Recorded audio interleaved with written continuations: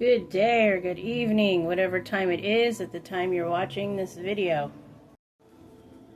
At the time this is being recorded, this is the day before the Lunar New Year, the last day of the snake energy and the eve of the fire horse energy. And I'm super excited, but I will say that I am also feeling very tired. And I don't think I'm alone on this regard. I think that collectively there is a lot that is kind of like a last minute shedding kind of energy going on. And when you think about it, when the snake is shedding its skin after that final push there, the snake often feels very, very, very tired. It takes a lot of energy to shed all that skin and to become anew. I was drawn to two different decks here, and I figured I'd just shuffle them and set them here and kind of see what happens today. So with all that being said, as I was shuffling these cards, let's go ahead and tap in and see what we have here. To him that hath, it shall be given. Number 29. What this card is speaking of here is the law of giving and receiving. What it all boils down to is the fact that when a person has, it shall be given, and therefore it shall be received in the same.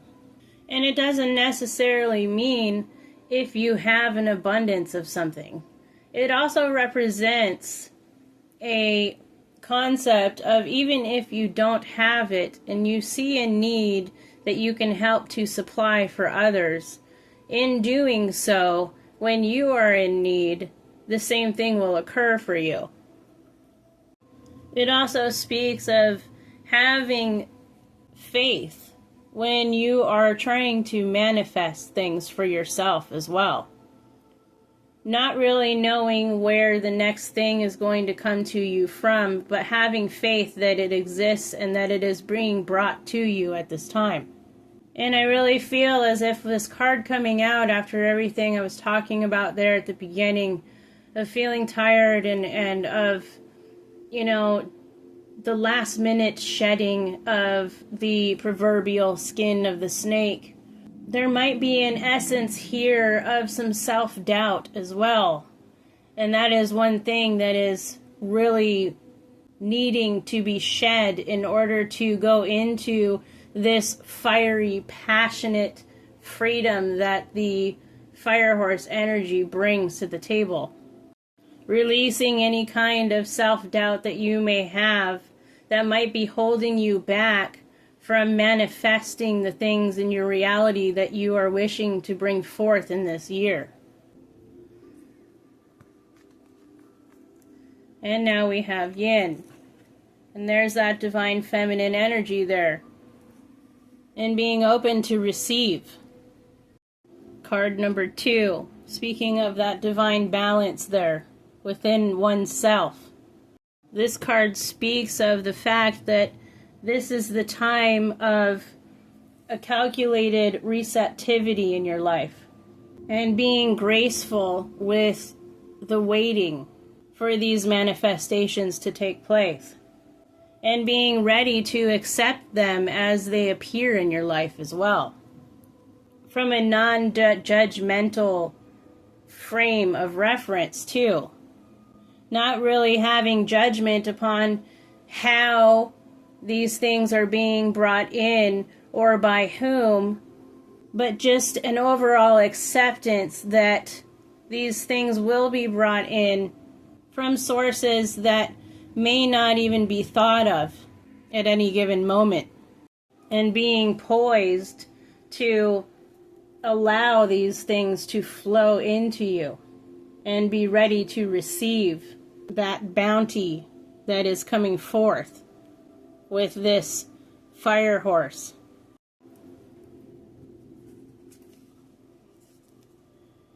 Benevolent blessings, card number 24. This is going to be the year of benevolent blessings for you, my friend. And just look at that beautiful full moon there. That lunar energy. That divine feminine energy as well. My eyes being brought back to this number 29 here on this one. And that one last thing that needs to be shed there, that self-doubt. 9 being the energy of an ending. And the 24, that divine balance multiplied. And quite interestingly enough, this card specifically speaks of helping out people around you. And these could be loved ones, these could be family members, you know, people that are in your very close circle who are also working on manifesting things in their own realities and holding them in a benevolent mental space, especially while meditation or if you practice prayer, however you practice. But it's sending these positive reinforcements energetically to these people and this benevolent energy and thought forms of visualizing them reaching their manifestation goals and coming into reality, into fruition for them, which in turn has a cyclical effect on you and your manifestations by putting out that benevolent energy to another, just like this to him that hath it, right? You have that energy in order to be able to share with others. And by doing that, the cycle returns it to you as well. And this card also, it shows up when the higher self is trying to let you know that there are people or a specific someone in your life that is in need of this energetic play here, is in need of some help with this benevolent energy being sent their way. It's very much their soul trying to connect to your soul for the greatest and the highest good of everything. And you might even want to take a moment here and open yourself up, just like this divine feminine energy, to receive information about the person who might be energetically reaching out to you at this time. And the first person that comes to mind is the person that is asking for help. And this can all be done within your own mind's eye. You don't even have to reach out to them in the physical reality. You don't have to pick up the phone and call them. You don't have to do any of that. All you really need to do here is to sit with them and hold them in your mind's eye, and to send them these visualizations of them fulfilling what they are so desperately trying to fulfill in their lives. Visualize it as a completeness, as a wholeness, as if it exists already within the 3D reality. So not only is this fire horse showing up for you in this moment, but it's also showing up in order to help those around you as well. I'm going to scoot these over just a little bit. The next one that comes out here is that divine number 33 with chaos and conflict. Right out the gate with the 33, that is telling me of the massive amounts of divine support that you have in your surroundings, in your energetic field. And I'm being called to just read straight from the book for this card. The essential meanings is disarray, being at cross purposes with another, the tension of opposites, the value of chaos before order. The oracle's message: opposing forces come together to create a turbulent atmosphere. But consider the value of chaos that serves you well, as you become unmoored by it. Scattered to the winds, you leave behind the parts of yourself you no longer need. There's that snake energy. And disperse seeds to reinvent yourself anew. Just like with that fire horse energy. Planting the seeds after the shedding, in order for them to grow into something that better serves you. It goes on to say, although the conflicts appear to exist externally its essence is also internal, projected outward and causing disarray. You may find yourself at cross purposes with someone else, facing a storm you feel you can't control. Yet every storm passes and chaos leads to a reordering of things. Conflict provides a way to see more than one side of a situation. Look upon this as just a moment in time when you may need to take shelter and step away from the fray. Don't be too eager to fight. This is a time to understand rather than to be understood. Now, this could be coming through for several reasons. One of the big reasons why I see this coming through, it's not necessarily an energy that is between two people, but an energy that is within oneself. And with the fact that this card also speaks about that self-doubt, that very well could be that chaotic energy there that is still trying to hold on at this time. And there is a certain amount of understanding here that within all chaos is a reorganization and a reordering of things. And when you're in this divine energy of positivity, you understand that even the chaos that is ensuing brings forth a certain amount of alignment in order to get to the greatest and the highest good of any situation. But another reason why I think this card came out here is because it's reflective of this benevolent blessings card as well.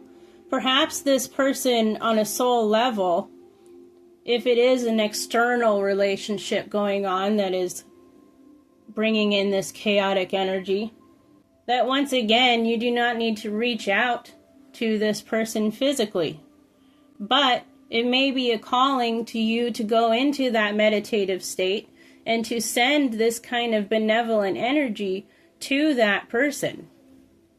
Because honestly, if you guys are butting heads about some things, it very well could be that they are seeing the way you are manifesting in your own reality, and they can't just quite get there themselves, and they don't understand why.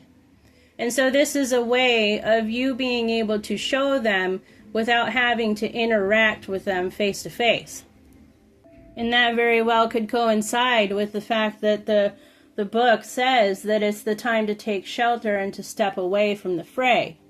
And in doing this, you can safely say that you have stepped away from the situation, but you still have positive intentions for it.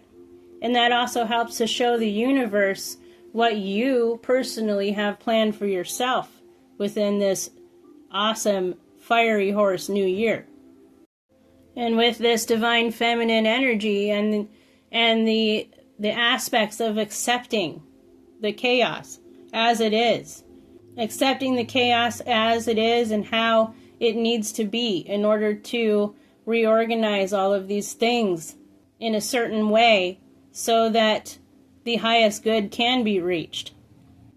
Not really trying to understand it for what it is, but just accepting it as a whole. And this card is also about, taking a step back instead of really trying to make yourself understood. It's a flipping of that coin and trying to understand instead of being understood here. So really the overall vibe here in this reading is that you are a masterful manifester for your own reality. And what Spirit and the universe is asking of you with this fiery, passionate new year that is coming is to kind of not lose focus of your own manifesting and your own alchemy, but it's a call to help others around you in order to have them learn your ways and being a way shower in that regard, because you definitely have it and you have enough to be able to share at this point with others as well. And a lot of the times the way these things are shared with others around you is just by you living them out in your day-to-day life and being the example. And so I think that this beautiful reading is now complete, and I'm going to go ahead and leave it here. I wish you all the best in this Fire Horse Lunar New Year. And the last messages that I'm hearing Spirit say that they would like to share with y'all is that if you are feeling a little bit lethargic and a little bit tired, that is okay. And to listen to your body, because your body is letting you know that there is a resting period that is needed. Because this Lunar New Year is going to be very fiery and very full movement forward. And so there's a certain amount of rest that is required in order to take part in the movement that is happening at this time.